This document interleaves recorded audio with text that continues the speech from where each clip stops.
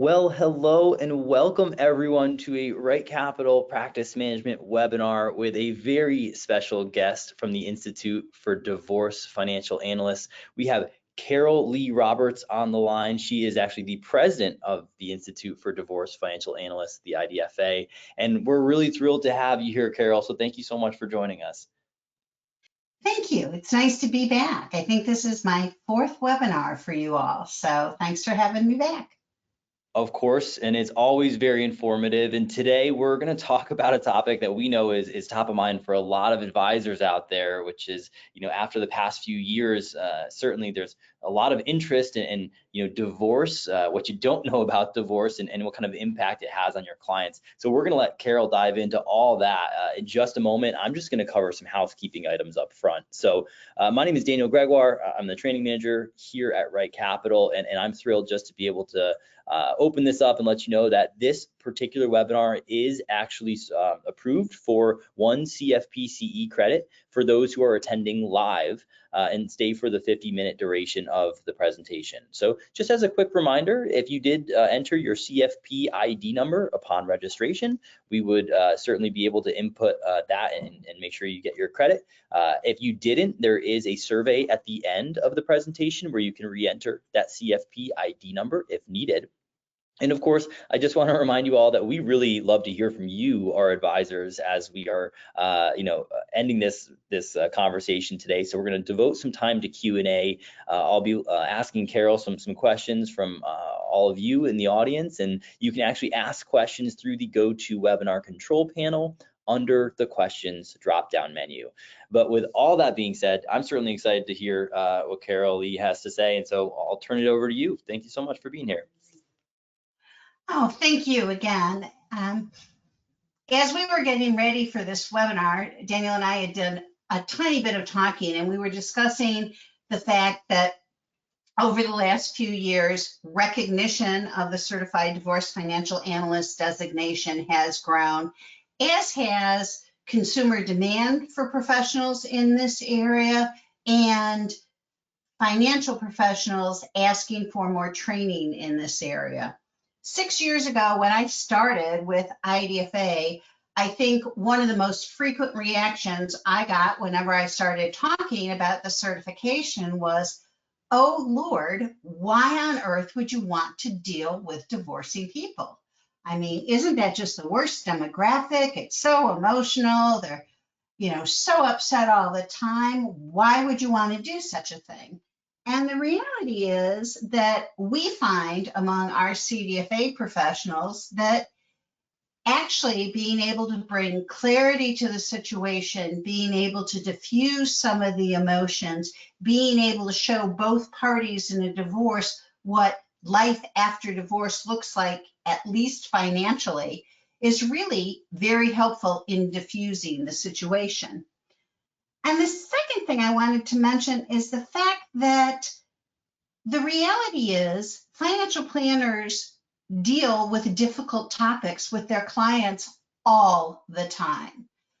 How many of you, when you're sitting down with clients in an initial meetings, discuss whether or not they have estate plans? I mean, basically you're asking them to contemplate their own death.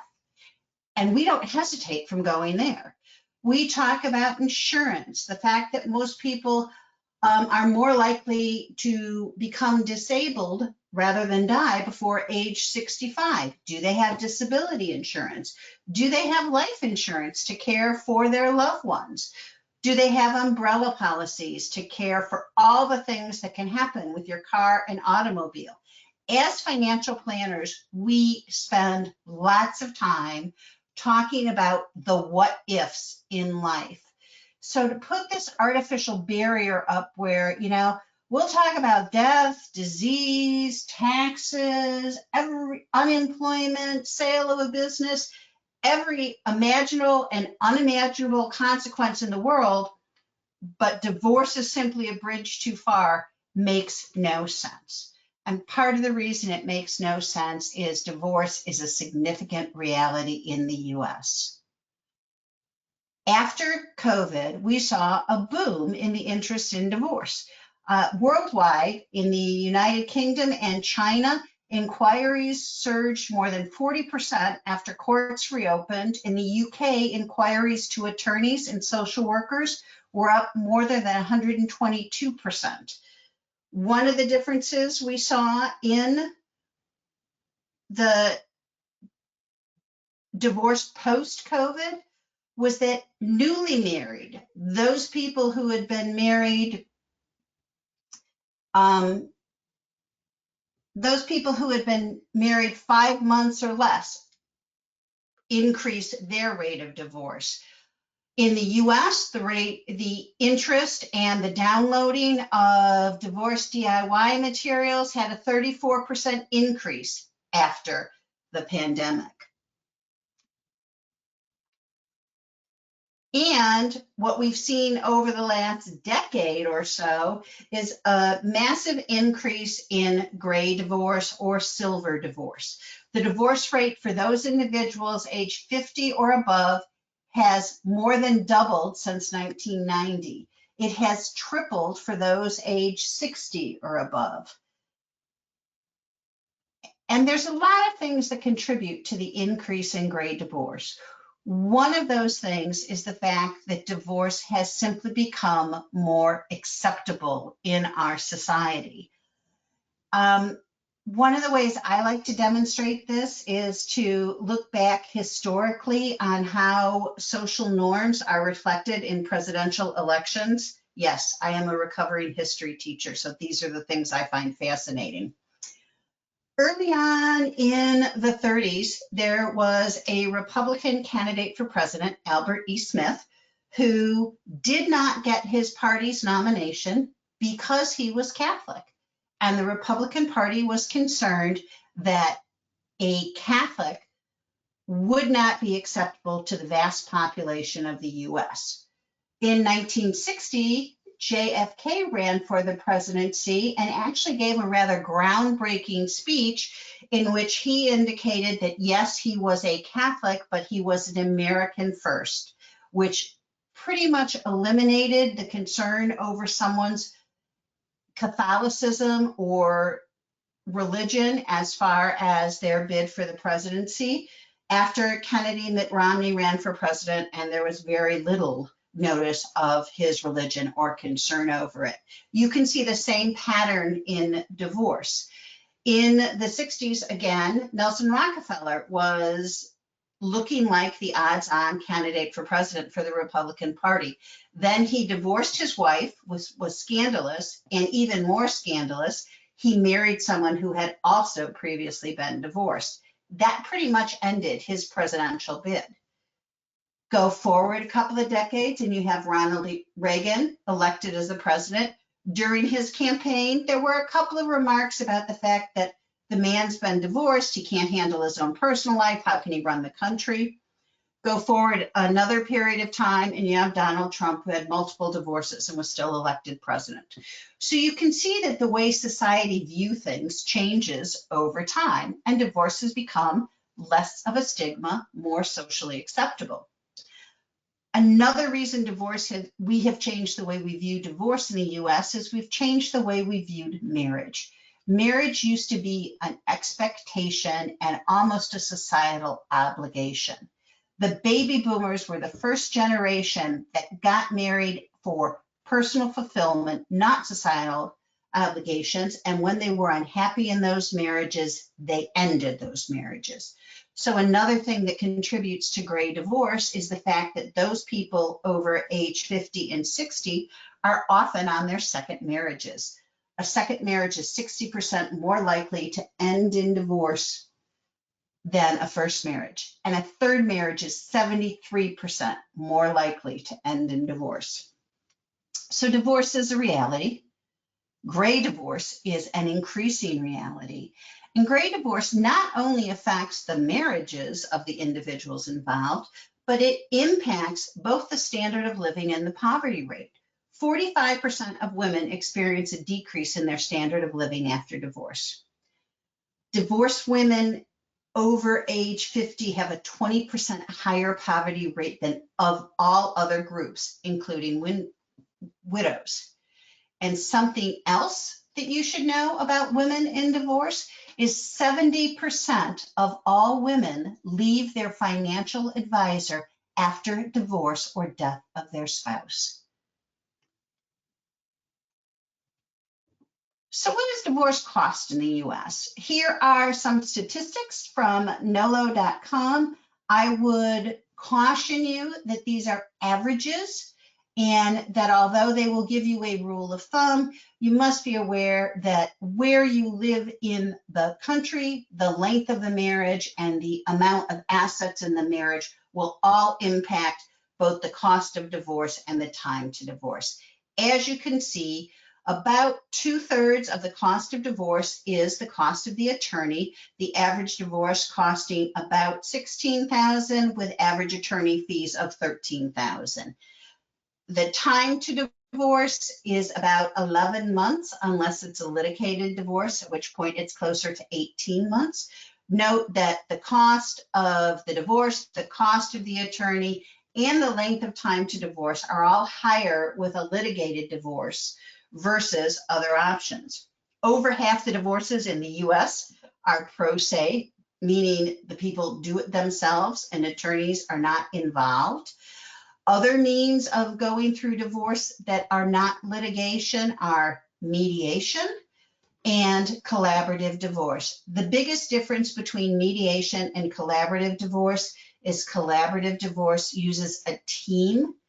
The teams will consist of attorneys, social workers, child advocate if it's relevant to the divorce, and oftentimes a financial neutral. In many cases, the financial neutral in a collaborative divorce is a certified divorce financial analyst. And what this team does differently than any other kind of divorce is they agree on the onset that they are not going to go to court. If negotiations break down, if they cannot reach a solution and the parties head to court, all of the people involved in the collaborative team stop working with the couple. They have to get new attorneys, new help all the way around.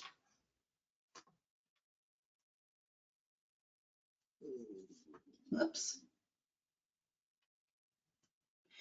So, what does divorce have to do with financial planning? Well, there's a few areas that either due to specific tax code regulations or in some instances, state laws, divorce can really impact the best of financial plans, and it's important that these considerations be recognized and addressed prior to the divorce being final. The first area we're going to discuss is property, and it's very simple. Before you get into dividing assets, you need to identify what assets are going to be divided.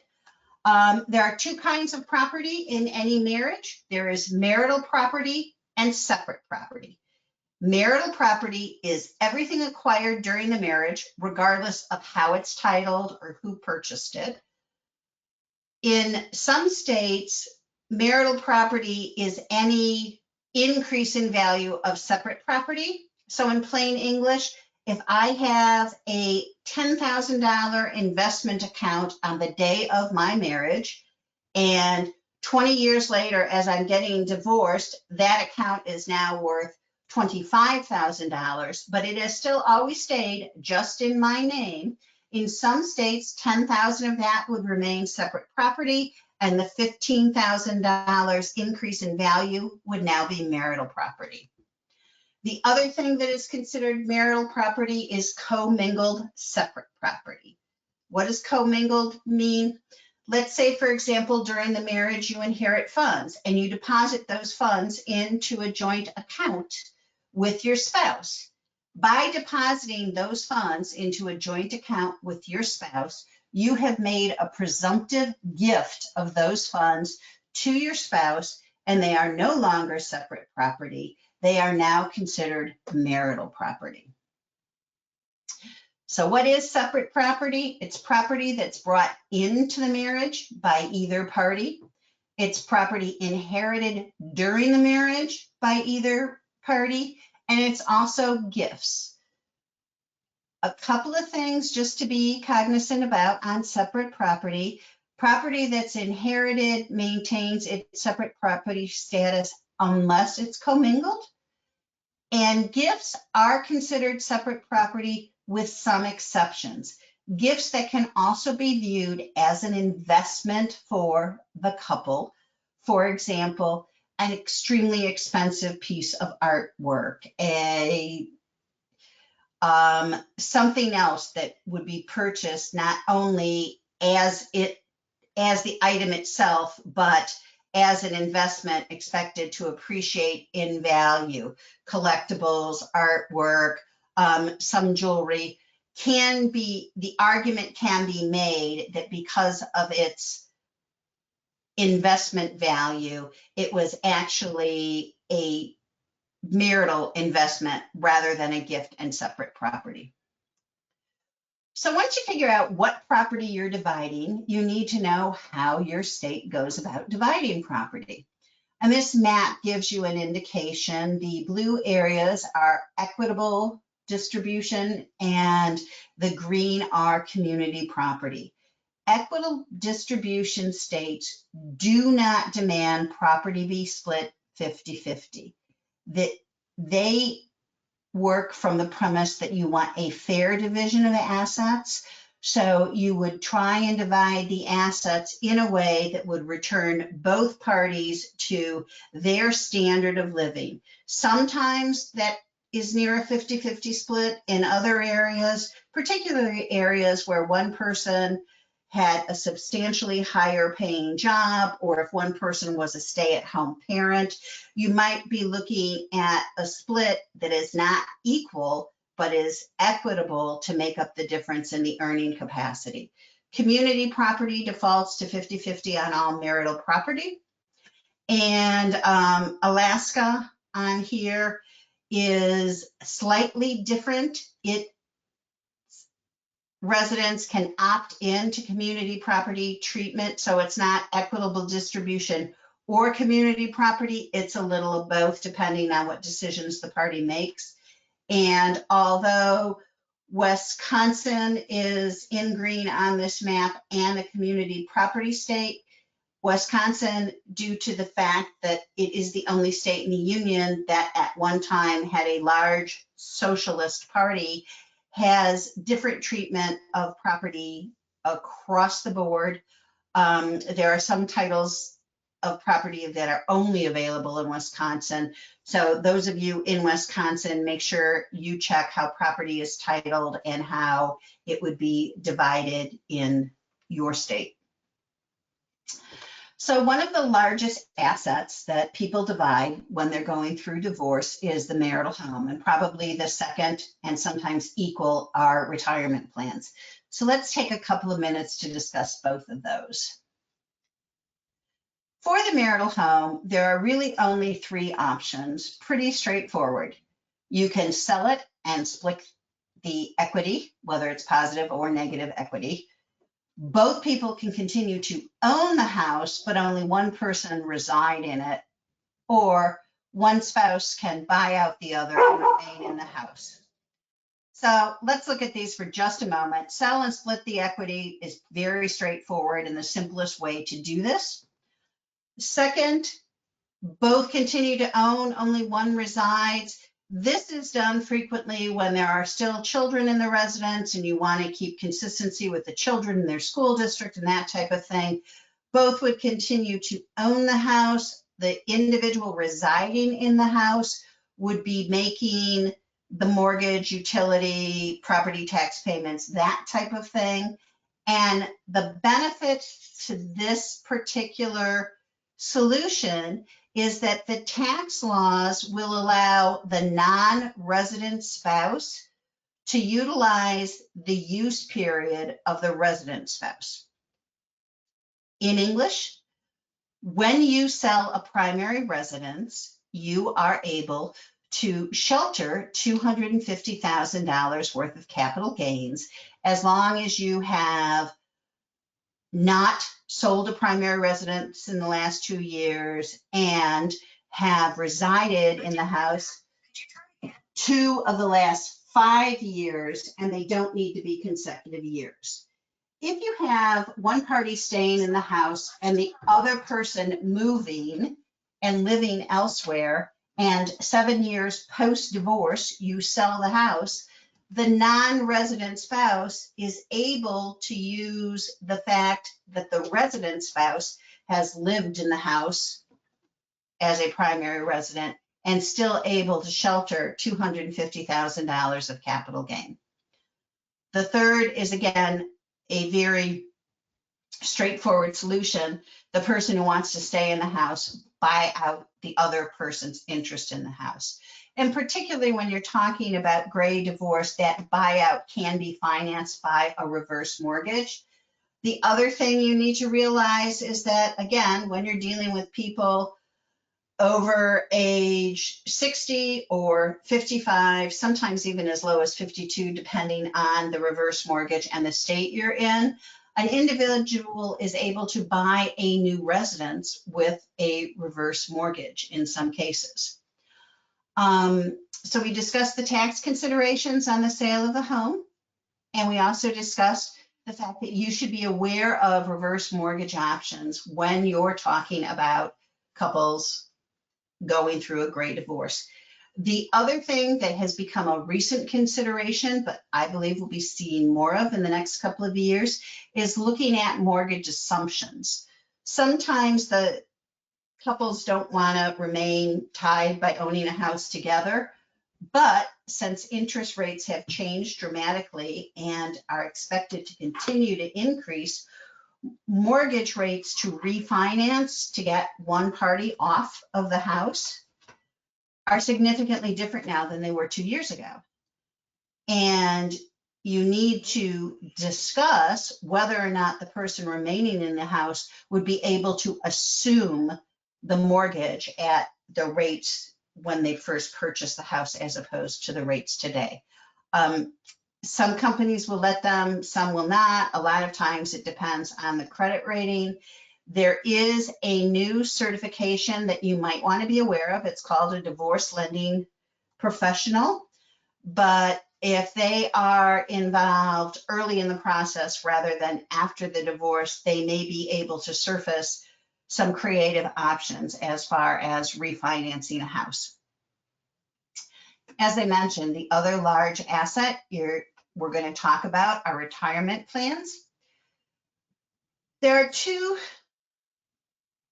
basic types of retirement plans, qualified retirement plans. The defined contribution plan, normally a 401k, 403b, that type of plan, or a defined benefit plan, the old-fashioned pension. When you're looking at a defined contribution plan, it's a lot easier to value. You get a statement at a minimum of every 3 months that will tell you what the plan is worth. A couple of things you should look at on a defined contribution plan statement. One, are there any loans outstanding against the plan? You don't want to look at a plan that's worth $175,000 and not realize that it has a $35,000 outstanding loan. You need to not only know if there are loans outstanding, you want to know what the purpose of that loan was. Did that go for something marital? Was it used for something to benefit just one party? So you have to find out the status of any loans. The other thing you need to look at in a defined contribution plan is the vesting schedule. Only those employer contributions that are fully vested at the time of divorce should be subject to division. So you need to look at a defined contribution plan statement, figure out if there's any loans, figure out what the vesting schedule is, and what portion of the plan is vested. Defined benefit plans, you have to do a calculation to find out what the present value of the plan is. If you have couples divorcing in their 40s and one of them is part of a pension plan and knows that at age 62, they're entitled to a $3,000 a month benefit, you need to do the time value of money calculation to bring that back to today's dollars and figure out what the present value of that is. The other thing you need to figure out is the coverture fraction, and that's simply how much of this pension plan is actually marital in nature. Simply put, did the person gain these retirement funds while they were married, or are a portion of them prior to the marriage and need to be backed out prior to division?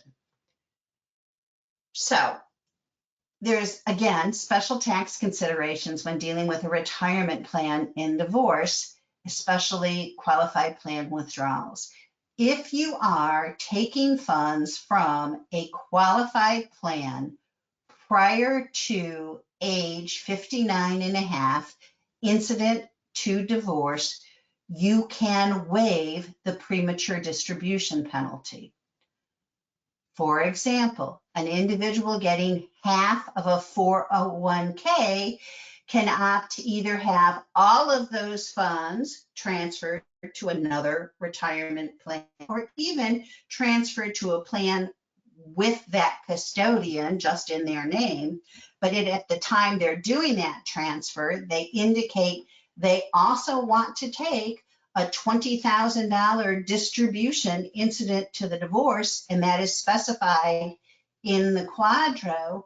They can receive that $20,000 minus the 20% the plan administrator must withhold, but not have to pay a premature distribution penalty, even if they're in their 40s. The important part is, one, you should know this exists. It's a mean of paying attorney fees or getting funds to set up the new home incident to divorce. But secondly, it must be done at the time of the divorce and specified in the quadro. If you take and transfer 50% of the 401k to an IRA in the name of the ex-spouse, and then a month later decide, hey, we need some cash, we have to make a withdrawal, you would not be able to waive the premature distribution. The other thing you need to think about, especially when we're talking about gray divorce again, is the fact that there are irrevocable elections. So, for example, my husband and I have been married for 44 years. He has been retired for, I think it's 8 years. Let's say 8 years now. At the time of his retirement, he made the decision to receive a joint and survivor annuity. If my husband were to predecease me, I would continue to receive 3/4 of his current pension. Now, if we were to now file for divorce, there should probably be some offset made to him. He elected to receive a smaller monthly pension amount for the duration of his life to make sure I would have funds should he predecease me.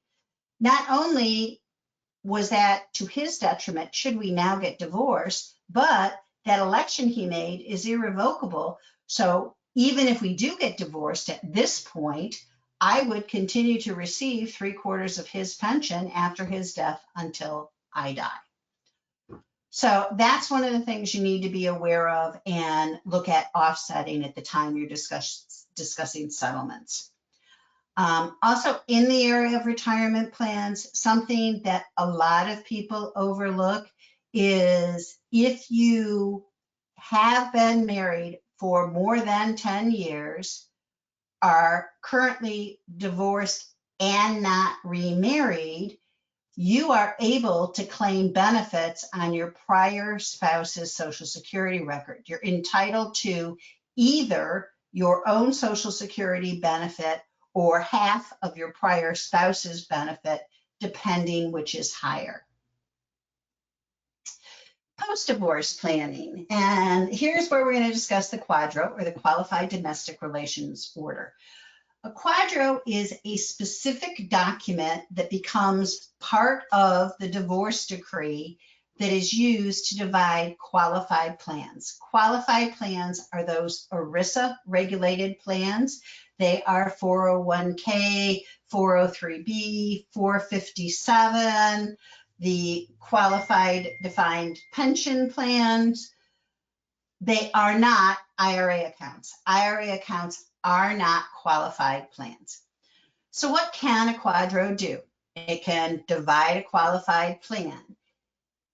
It is important that you talk to the plan administrator and get a copy of the summary plan description, and also ask if they have sample quadros. Many of the larger custodians have begun drafting sample quadros, or at least drafting very specific instructions on what the quadro has to contain for it to be accepted. What a quadro cannot do is require benefits that aren't part of the summary plan description. You cannot draft a quadro and tell a plan administrator that they have to start paying out benefits when the employee is age 55. If the plan requires benefits, wait until the employee is age 60. You can't require the plan to do anything that it does not do in the summary plan description. You cannot use a quadro to divide an IRA account.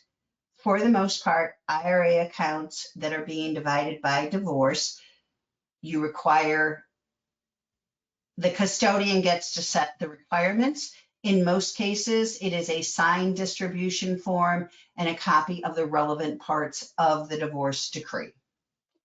Who drafts a quadro? It is not required that an attorney draft a quadro. And once again, there's a specific specialty around this, the certified quadro specialist. Many CDFA professionals draft quadros. My only recommendation is this is not for somebody new to divorce and the practice of divorce financial planning. And for the most part, your compliance officers will absolutely hate the idea of you drafting a quadro. I strongly suggest you work with an expert, either an attorney or a certified quadro specialist, to work on the quadro. What are the risks? A quadro is not actually qualified until it's accepted by the plan administrator. So if you miss something that's required, if you ask for something the plan doesn't do, the quadro will never become qualified, and there's a risk that the individual you're working with won't get the assets they thought they were going to get. If while the quadro is being worked on and has not yet been accepted by the plan administrator, the employee spouse dies, that's a major problem. The non-employee spouse may have no claim to those assets. So the interesting tidbit right now, the largest type of malpractice case against attorneys being filed are related to qualified domestic relations orders and retirement plans. Another area you want to look at when you're dealing with a couple or an individual going through divorce is insurance. And there's a few areas you should be wary of. First of all, there are unique COBRA provisions for divorcing couples. Most people are aware that should you leave an employer, either willingly or be terminated, you are allowed to stay on that employer's group health insurance coverage for 18 months. When COBRA was enacted, they made a special provision so a non-employee spouse who is going to lose group insurance due to the divorce is allowed to maintain that group insurance through COBRA for not 18, but for 36 months. There's a couple of things you need to know about this besides the dates. First of all, you have 60 days from the date of divorce to notify the company of your client's intention to use the COBRA provisions. If you wait to day 61, they do not have to honor the request. Secondly, COBRA is expensive.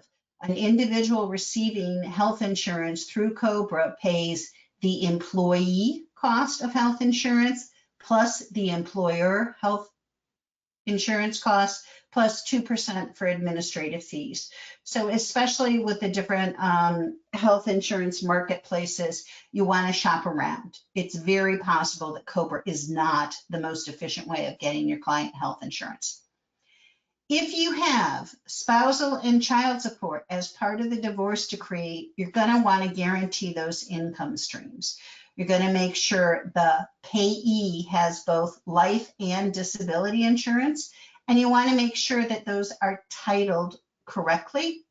And what I mean by titled correctly is you want the payee you want the life and disability insurance on the payor, the person who is paying spousal support and child support. You want the insurance titled so the payee either owns the policy, is an authorized person on the policy, or is an irrevocable beneficiary. Why? Because 2 years post-divorce, you don't want the person paying spousal and child support to decide the insurance premium is ridiculous and they don't want to pay it anymore and cancel the policy. And unless the person receiving the spousal and child support is the owner or authorized person on the policy, they're not going to know if the policy lapsed. So you want to make sure that you not only have the insurance in place, but you have it titled correctly. And just like every other case with life and disability insurance, as soon as you think it may be needed, you want to start the application process, because the last thing you want to do is have the divorce be finalized and then find out the individual either doesn't qualify for insurance or that the insurance is so cost prohibitive, it's not going to be purchased. Also need to be aware of insurance scores. Insurance scores are a lot like credit scores. And after a divorce, both of those normally change just because of the change in situations and incomes. You want to make sure if somebody is inheriting, especially, or not inheriting, if somebody is taking over any type of luxury item, car, second home, yacht, that type of thing, that they have the income stream after divorce to be able to insure those things appropriately. And finally, long-term care insurance. Long-term care insurance is a specialty of its own. It too has its own certification, the Certified Long-Term Care Specialist. And I encourage you to look at some of that coursework, because this is another area where we should be discussing this with our clients. But if you have a couple who has not purchased long-term care insurance and their plan basically was my loving spouse will take care of me should anything happen, prior to the divorce being finalized, you should have the discussion that soon-to-be ex-spouse probably is not going to take care of you if anything happens. And it makes sense for both of you to look at purchasing long-term care insurance prior to the divorce being finalized. The reason it makes sense to do it prior to the divorce being finalized is you can buy it cheaper when you're married and the premium doesn't raise after your divorce. However, if you buy it after your divorce, you're going to be paying more for it. So let's talk about post-divorce planning. And my best example of the importance of post-divorce planning goes back to now decades ago when I was working at Merrill Lynch. We used to have lots of couples go to estate attorneys and draft a grantor trust to put all their assets in, and that's what they were going to do, and that's how assets were going to transfer from one to the other. And these trusts were beautifully crafted and written, and then the individuals would not bother titling anything in the trust. They wouldn't change the title on their brokerage account. They wouldn't change the title on their house. They wouldn't change the title on anything. So you had this trust that remained unfunded, and you had all the problems that you had prior to the trust being written.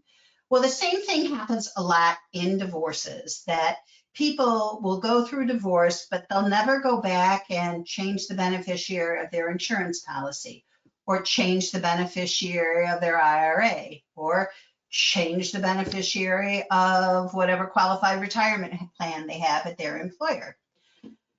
As a matter of fact, this is so common that 22 states have now adopted automatic revocation statutes.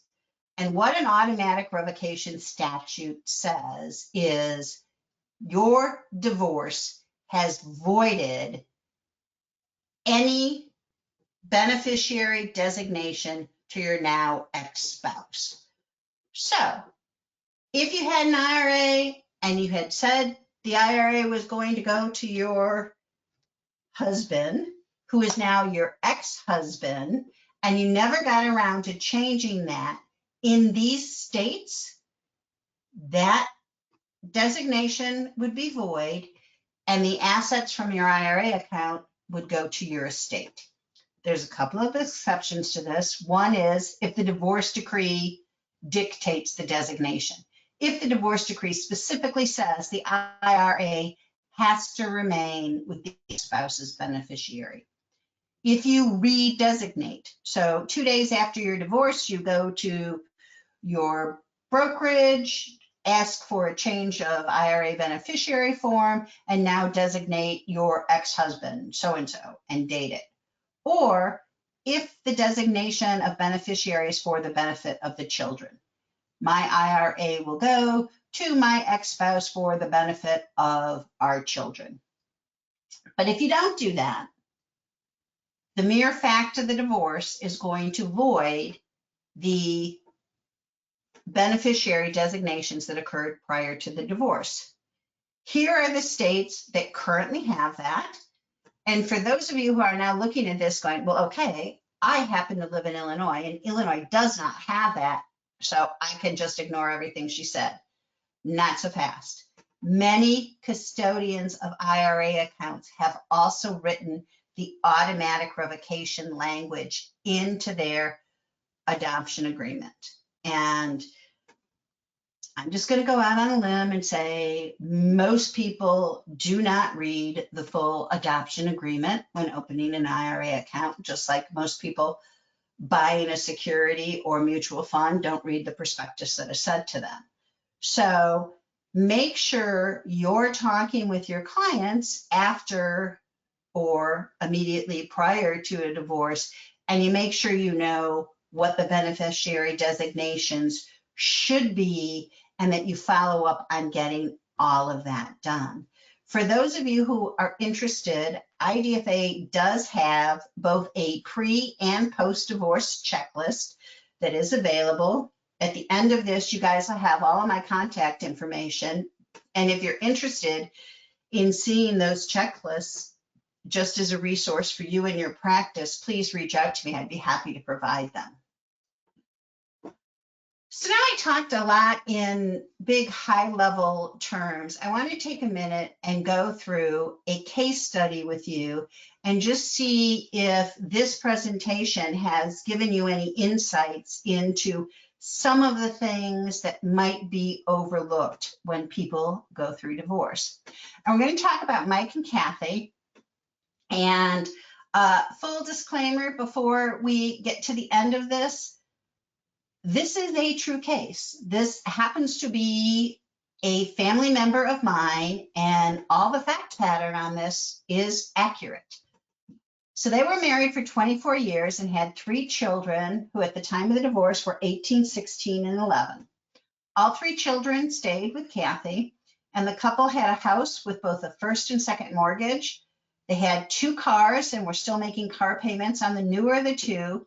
They had no significant savings, investment, or credit card debt. They decided they would share an attorney and did the following split. Kathy would stay in the house and be responsible for the first mortgage. Michael would sign a quick claim on the house. He would take the older car, but would complete payments on the new car to have the same level of debt, second mortgage and car, as Kathy did, the first mortgage. Michael would pay child support until the children graduated from high school or were 19 years of age, whichever came first. He'd provide Kathy with proof of life insurance annually until the youngest child reached 19. As I said, amicable They agreed on this. They shared an attorney. This was the split of assets that they went with. So what are possible problems on this? Debt and third-party creditors. Going through a divorce does not remove your obligation to a third-party creditor. So Kathy had a house. The house had a first and second mortgage. Michael was responsible for the second mortgage. 3 years post-divorce, Kathy could no longer afford to remain in the house and sold it.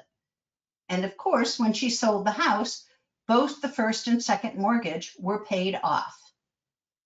There was no additional promissory note, no recourse for her to get the amount of money on the second mortgage that she essentially paid off on Michael's behalf. She also traded in the car, and the car, she owed more on the car than it was worth when she traded it in. So that additional car loan was wrapped into the new car. Again, that removed Michael's debt of the car payments, and she had no recourse to get those funds from Michael. Secondly, the idea that he would provide her with statements on life insurance never happened. And there was no way to enforce it. Now, he did continue to pay child support till all kids were 19, and it was never an issue. But there was no force behind the agreement that he would do that, and the insurance was not titled, so she would know if it had ever lapsed. Finally, retirement. Michael had a retirement plan at the company he had worked for the last 16 years. Never addressed in the divorce decree, never split, just didn't happen. These are the type of things that can easily happen when people are doing do-it-yourself divorces. And this is done with, these two parties, as I said, amicable divorce, shared an attorney. Nobody was trying to get over on the other, and still, this ended terribly. That's the kind of thing a CDFA can help prevent. I'm just going to do a moment about IDFA. IDFA was founded in 1993. We have certified more than 5,000 certified divorce financial analysts in the US and Canada. There are 4 ways to pursue our certification: a self-study textbook, or you can use our self-paced e-learning, which includes all of the material in the textbook plus 2 full practice exams. We also have online virtual classes. They meet for a period of 10 weeks, 1 hour a week, and include all of the self-paced e-learning programs, including the 2 full practice exams, and you have interaction with a live instructor once a week for 10 weeks, or you can simply buy the exam voucher and challenge the exam. For listening to this webinar, as my thank you to you, you may use discount code IDFA23 and get a 20% discount off of any of our programs. Thanks again for your time today. I'd be more than happy to answer any questions you might have. And I'm going to put up my contact information for any of you who might have any questions. Wonderful. Well, Carol, thank you so much for that incredibly informative webinar. I want to just remind everyone here that we are taking questions from all of you through the GoToWebinar control panel. You can simply type those questions in under the questions drop-down menu. And just one more quick reminder for those who may have joined a little late, we are in fact going to be submitting this particular event for CFP CE credit. As long as you entered your CFP ID upon registration, you'll receive that credit. And if you forgot to enter that up front, there is a survey at the end that you can enter. But just as a reminder, it's only available for those who attended live today. So if you are watching this on recording in the future sometime, they won't be available for self-study. But Carol, it's such powerful information, and I really appreciate you offering, a lot of those resources out to these advisors. And ultimately, the checklists sound like a really interesting opportunity as well. So, we do have some good questions rolling in, but I might just start by, posing, a question that, you know, it comes to my mind with this kind of sweeping trend of, gray divorces and potentially more clients approaching their advisors around maybe a second divorce or a third divorce. Do you think there's a generally like a different approach that you would take, or that you see advisors taking when you're working with an individual on that second or third divorce versus maybe the first one? Well, it's interesting that you asked that. And last year, I was lucky to be on a panel with a couple of other advisors talking about the whole idea of repartnering. And one of the things that I think a financial advisor, and particularly a CDFA, can really help their clients with is to have the discussion about, okay, you've now completed a divorce. Let's think about some of the pain points in that process, and let's think about how in our next relationship we can avoid those. So I think one of the real value adds we can do is talk to clients about prenups before a second marriage, talk about maintaining separate property before a second marriage. We had one advisor make the very interesting point that, he and his wife had long-term care insurance prior to their divorce. And after the divorce, he continued to pay for his wife's long-term care insurance, not because he was a wonderful individual, not because it was required in the divorce decree, but at the end of the day, they shared children, and he felt if she didn't have long-term care insurance, she would become a burden on their children. So having the ability to talk post-divorce with clients about planning the next step can eliminate some of the emotional turmoil when you get to the second marriage and or second divorce, or even third marriage and third divorce. It's, talking about things in advance really helps clarify the situation. And I think most people are to the point, maybe we as a country have become cynical enough that the idea of talking about what would happen should this marriage not be till death do our part is no longer as taboo as it once was.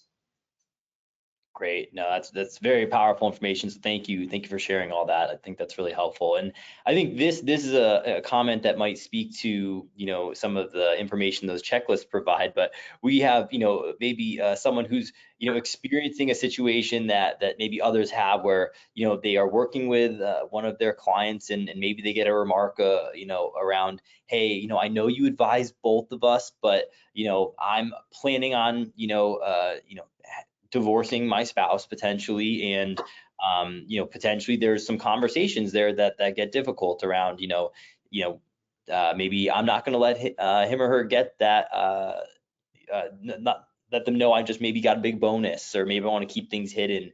And ultimately, like when you're put in that kind of awkward situation where clients are saying, we did sign a post-nuptial contract, and then they're trying to hide things from each other. Any advice, or maybe even first steps, I would say, would you recommend to an advisor or an analyst in that particular position? Well, it's interesting, especially for those of you who are CFP candidates. I was approached a couple of years ago by CFP board to write some guidance on what to do if you are advising both parties and one party tells you they're thinking of getting a divorce. Some things you should know. First of all, most people are thinking of getting a divorce, planning on getting a divorce, moving assets towards a divorce for 2 full years before they tell their partner. I found that fascinating. Secondly, if you are working with a couple and one or the other tells you that they're thinking about getting a divorce, you have a couple of choices. First of all, you can advise both parties in kind of the Sweden model of you're completely neutral. And in doing that, you would literally, every single email would go to both parties. Every document you provide would go to both parties. And you'd have to have the difficult discussion at the onset that, I have a relationship with both of you. I have advised both of you. I cannot advocate for either of you in this upcoming divorce. That's a difficult road to navigate, although some CDFAs do it with skill and finesse and manage to keep both clients after the divorce. An alternate way of handling that would be to refer the clients to another CDFA professional. And many, many, many CDFA professionals only deal with divorce and do not manage assets. So you have the opportunity to refer this individual to a CDFA who will help them through the divorce process. And once the divorce is over, the client comes back to you and you continue managing their assets. I encourage any of you who don't have the credential to look on our website, institutedfa.com, in the Find a CDFA tab, and find somebody in your area and maybe just have a conversation. Find out if they accept referrals based on them handing the client back to you, and see if you can mitigate the conflict that way.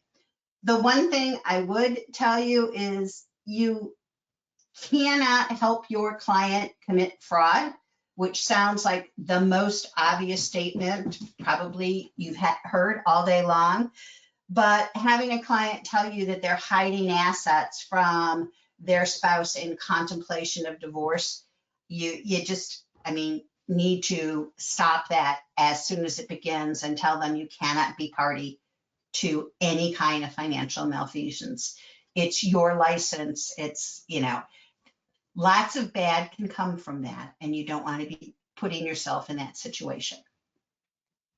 No, thank you. That's great advice. I think, Carol, too, it almost speaks to your earlier points in the presentation where, the reality is divorce is a significant reality of the US and across the globe. And so, there's lots of difficult conversations that, financial professionals have day to day. And, from estate planning to insurance needs analysis and ultimately, as long as you have, those standards in place for yourself and there's some best practices obviously that you're recommending, it's not something to be really afraid of, right? So right. Well, great. And I think it does become a tiny bit awkward because in almost any clients that you're going to have, a couple, you probably have a stronger relationship with one than the other. I know my financial advisor or our financial advisor, I don't think my husband could pick him out of a lineup if he had to. I'm the one that handles our finances.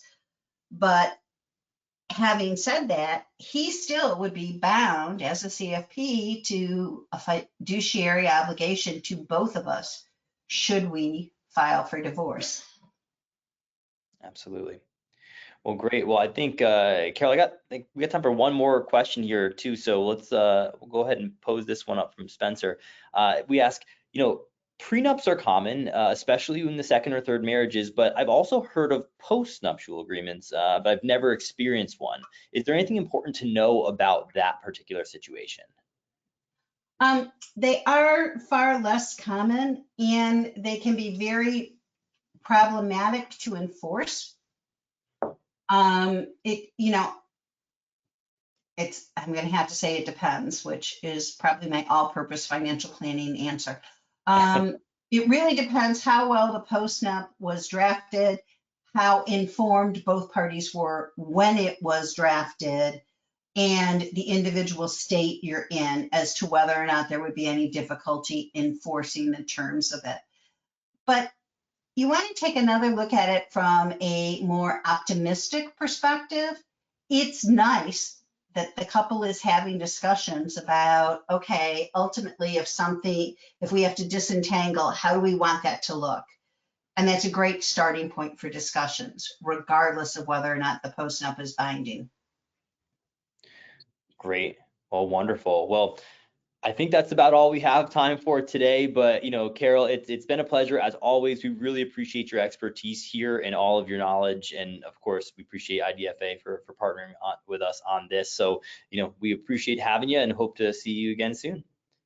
Well, thank you, and thank all of you for taking a bit of time out of your day to spend this hour with me. I appreciate it. Wonderful. Well, everyone, have a great rest of your day. We'll see you on our next webinar here at RightCapital. Have a good one.